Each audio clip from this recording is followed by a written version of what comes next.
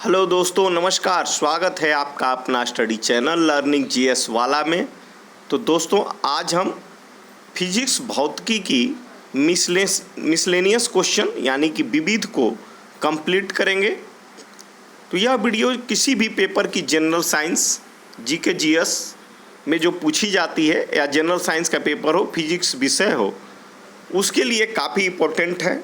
और किसी भी एग्ज़ाम के लिए एनटीपीसी, एसएससी, रेलवे, सिपाही, एसएससी, सीजीएल, जहाँ भी जनरल साइंस के आपके क्वेश्चन देखने को मिलते हैं, यहाँ से आपके प्रश्न इस बुक से देखने को मिल जाएंगे। तो चलिए शुरू करते हैं विविध मिसलेनियस को। तो चैनल में आगे बढ़ने से पहले आपसे निवेदन होगा कि चैनल को सब्सक्राइब कर बेल आइकन को दबा दें ताकि आपको लेटेस्ट नोटिफिकेशन मिलता रहे। तो आज का हमारा पहला प्रश्न है, यदि लोलक घड़ी की लंबाई 4 गुनी हो जाए, यदि लोलक घड़ी की लंबाई 4 गुनी हो जाए तो उसके आवर्तकाल माने समझते हैं, ये घड़ी है, इसमें आप देखे होंगे कि नीचे घंटा लगा होता है जो कि यह इधर और इधर इधर इधर डगमग डगमग करते रहता है, यही आवर्तकाल कहलाता है। तो ये कह रहा है कि इसकी लंबाई यदि इतना से 4 गुना कर दिया जाए तो उसके आवर्तकाल यानी कि ये घूमने की गति पर क्या प्रभाव पड़ेगा। तो आवर्तकाल 2 गुना हो जाएगा। लंबाई 4 गुनी होगी तो आवर्तकाल कितना होगा, उसका आधा 2 गुना हो जाएगा। चलिए आगे चलते हैं। रॉकेट देखे होंगे, आसमान में रॉकेट किस सिद्धांत पर कार्य करता है। तो संवेग संरक्षण, कंजर्वेशन ऑफ मोमेंट के सिद्धांत पर कार्य करता है। एक अंतरिक्ष यात्री पृथ्वी तल की तुलना में चंद्रमा पर अधिक ऊंची छलांग लगा सकता है, यानी कि पृथ्वी पर आदमी जितना छलांग लगाता है चंद्रमा पर उससे कम, और अंतरिक्ष से चंद्रमा पर उससे ज़्यादा, यानी कि सबसे कम बिल्कुल नगण्य अंतरिक्ष में और चंद्रमा पर थोड़ी, क्योंकि पृथ्वी के गुरुत्वाकर्षण का 1/6 होता है, अंतरिक्ष में कोई गुरुत्वाकर्षण होता ही नहीं है। तो वहीं कह रहा है कि ये अंतरिक्ष यात्री पृथ्वी तल की तुलना में चंद्रमा पर अधिक ऊंची छलांग लगा सकता है, क्योंकि चंद्रमा पर गुरुत्वाकर्षण बल पृथ्वी की तुलना में कम, कितना 1/6 होता है। तो जब भाई ग्रेविटेशन कम होगा तो स्वाभाविक है कि आदमी जितना ऊंचा छलांग लगाएगा या कोई वस्तु को नीचे से ऊपर फेंकेगा वह अधिक दूरी पर जाएगा और जल्दी वापस नहीं आएगा, क्योंकि ग्रेविटेशन कम है। जो चंद्रमा पर ग्रेविटेशन कम है पृथ्वी की तुलना में, कितना 1/6 होता है, इसलिए वहाँ चंद्रमा पर ऊंची छलांग लगाता है। शुष्क बैटरी सेल में कौन सी ऊर्जा पाई जाती है। तो रासायनिक ऊर्जा, केमिकल एनर्जी पाई जाती है शुष्क सेल में। बोलोमीटर का प्रयोग किसे मापने में किया जाता है। तो बोलोमीटर का उपयोग टेम्परेचर यानी कि तापमान मापने में किया जाता है। 20 हर्ट्ज से कम और 20,000 हर्ट्ज से अधिक आवृत्ति की ध्वनियों को मनुष्य द्वारा सुना नहीं जा सकता है। तो मनुष्य कितना सुनेगा, 20 हर्ट्ज और 20 हर्ट्ज और 20,000 हर्ट्ज के बीच का, उससे 20 हर्ट्ज से कम होगा और 20 हर्ट्ज से अधिक होगा तो व्यक्ति ध्वनि को नहीं सुन सकता है, तो उसके बीच का यह सुनेगा। जल का हिमांक कितना होता है। जल का हिमांक, फ्रीजिंग पॉइंट कितना होता है। तो 0 डिग्री सेल्सियस। जल जो है 0 डिग्री सेल्सियस पर बर्फ बन जाता है, जम जाता है।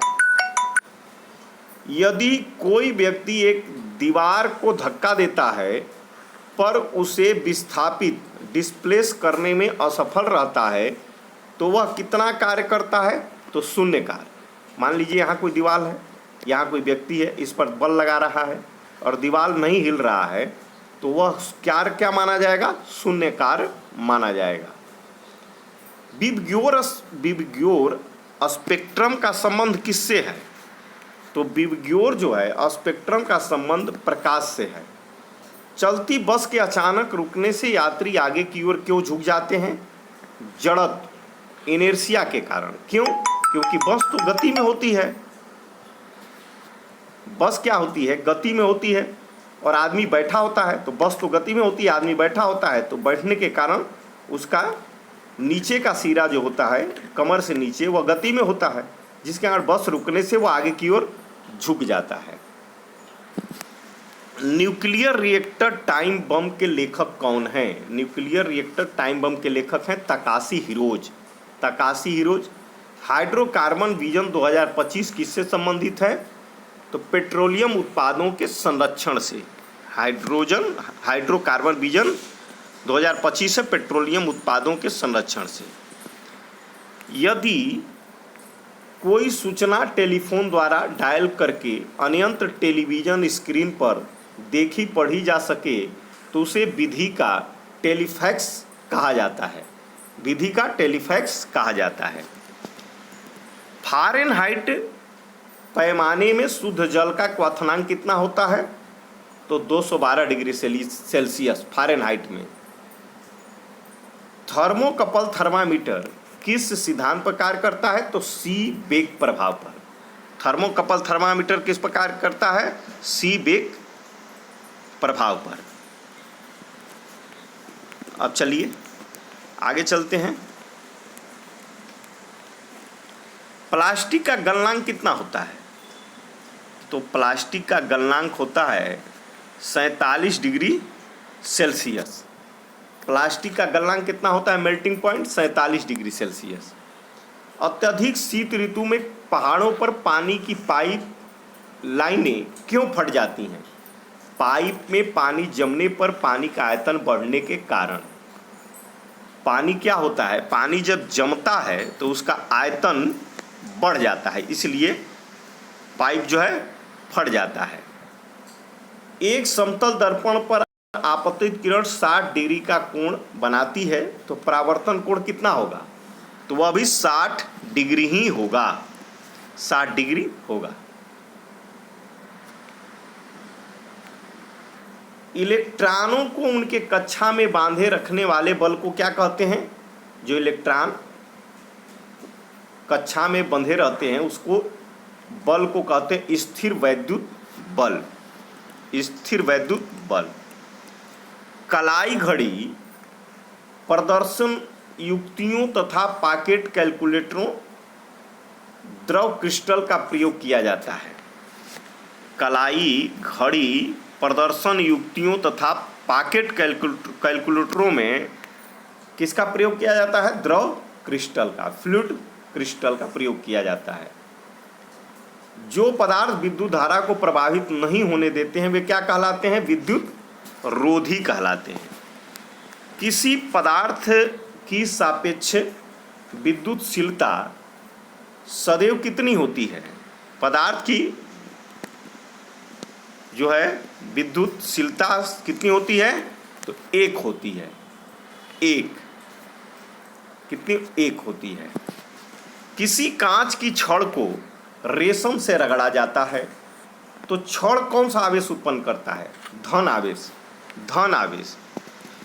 एक सूर्य जैसे किसी तारे को नाभिकीय ईंधन हाइड्रोजन लगभग समाप्त होता है तो वह श्वेत बौने तारे में परिवर्तित हो जाता है। इस स्थिति में उसके केंद्रीय भाग का तापमान अत्यधिक बढ़ जाता है 1,00,000 केल्विन, तथा अधिकांश पदार्थ तारे से पृथक हो जाते हैं। क्या होते हैं? तारे से पृथक हो जाते हैं। घर्षण एवं संनेहक के अध्ययन को क्या कहते हैं? तो ट्राइबोलान कहते हैं। घर्षण, फ्रिक्शन एवं संनेहक लुब्रिकेंट के अध्ययन को क्या कहते हैं? ट्राइबोलान कहते हैं। राष्ट्रीय भौतिकी प्रयोगशाला, राष्ट्रीय भौतिकी प्रयोगशाला कहाँ है? तो नई दिल्ली में है। लेजर का पूर्ण रूप क्या होता है, माने फुल फॉर्म? तो लेजर का फुल फॉर्म होता है light amplification stimulated emission of radiation. क्या होता है? Light amplification stimulated emission of radiation, laser का फुल फॉर्म होता है। विश्व की सबसे ऊंचाई पर स्थित दूरबीन वेधशाला कहाँ स्थित है? आटाकामा में। कहाँ है? आटाकामा। आटाकामा कहाँ है? पेरू में। चंद्रा एक्सरे दूरबीन का नाम किस वैज्ञानिक के चंद्रा एक्सरे दूरबीन का नाम किस वैज्ञानिक के सम्मान में रखा गया है? तो सुब्रमण्यम चंद्रशेखर के नाम पे रखा गया है चंद्रा एक्सरे दूरबीन का। अब देखिए, परमाणु रिएक्टर में न्यूट्रॉनों के मंदन नियंत्रण हेतु भारी जल यानी कि ड्यूटेरियम ऑक्साइड D2O व ग्रेफाइट का उपयोग किया जाता है। परमाणु रिएक्टर में न्यूट्रॉनों के मंदन के लिए किसका प्रयोग किया जाता है? भारी जल यानी कि ड्यूटेरियम ऑक्साइड D2O और ग्रेफाइट का। तो दोस्तों, आज का हमारा मिसलेनियस पार्ट 1 चैप्टर यहीं समाप्त होता है। कल पार्ट 2 लेकर के आएंगे। तो thanks for watching my video दोस्तों।